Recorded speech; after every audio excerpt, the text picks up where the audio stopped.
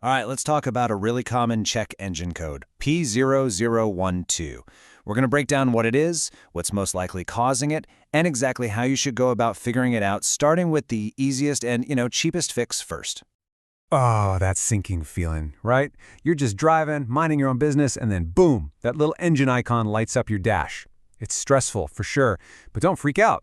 If you plugged in a scanner and it spat out P0012, you are in exactly the right place. Let's dig in. Okay, first things first. What is your car actually trying to scream at you with this code? We need to translate this computer speak into plain English.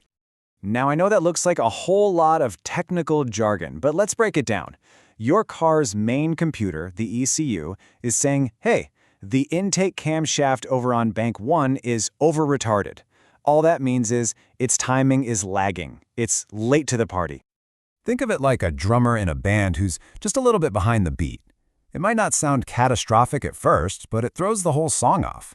In your engine, this little timing lag messes with your power, kills your gas mileage, and can make your idle feel all rough and shaky. And what about that bank 1 part? That's just the car's way of telling you which side of the engine has the issue. This is super helpful on bigger V6 or V8 engines. Bank 1 is always the side that has the number 1 cylinder. So now you know exactly where to start looking. Now, before your mind starts jumping to nightmare scenarios of $1,000 repairs, let's talk about the single biggest cause of a P0012 code.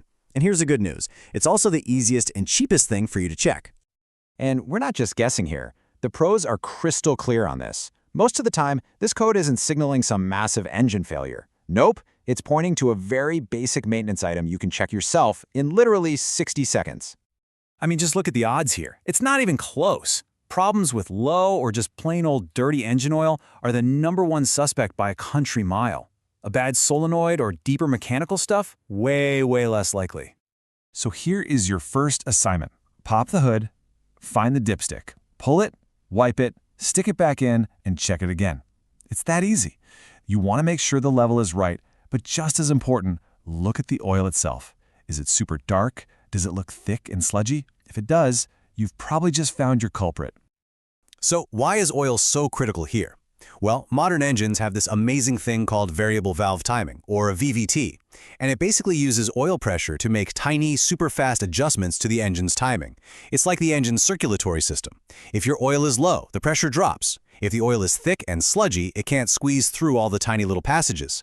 Either way, the system gets starved for oil, the timing gets lazy, and boom, the P0012 code gets triggered. Okay, let's say you checked your oil, and it's perfect. The level is good, it's clean. What's next?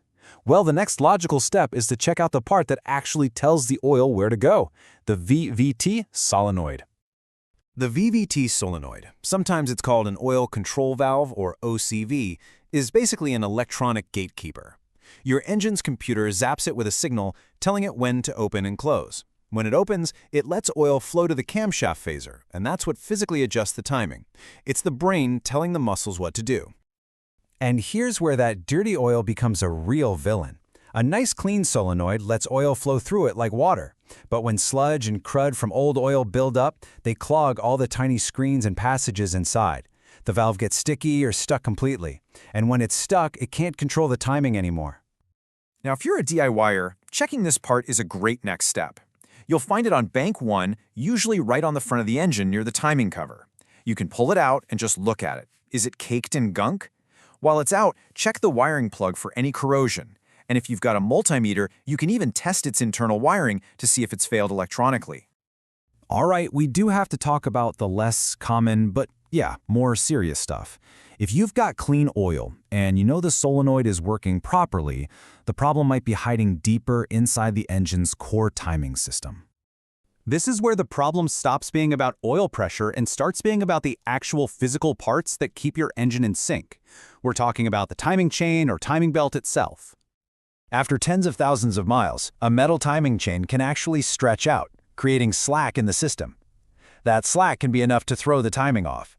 Even worse, it could cause the chain to jump a tooth on one of the gears. When that happens, the engine's base timing is physically wrong, and no amount of fresh oil or new sensors is going to fix it. And hey, just to be complete, there are a couple of other rare possibilities. The camshaft phaser, that's the gear the solenoid controls, could be stuck. Or, in a really odd case, the camshaft position sensor itself could be lying to the computer. But seriously, don't even think about these until you've 100% ruled out the oil and the solenoid. So we've gone from simple oil changes to the guts of the engine. Let's pull all of this together into a clear, step-by-step roadmap so you know exactly how to tackle this.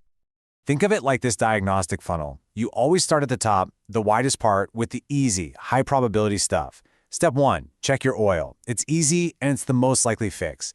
If that doesn't solve it, you move down the funnel to the next step, inspecting the VVT solenoid and its wiring. Only after you've ruled all that out should you even start to think about the tough stuff at the bottom, which, honestly, is probably a job for a pro. The main thing to remember here, the big takeaway, is this. Don't jump to the worst-case scenario. Don't start pricing out a new engine. The P0012 code is a clue. And more often than not, it's pointing you to a simple fix. Start simple. By following this logical path, you can figure this out without just throwing parts and money at the problem. You've got the roadmap, you know the process. So, what's your first step?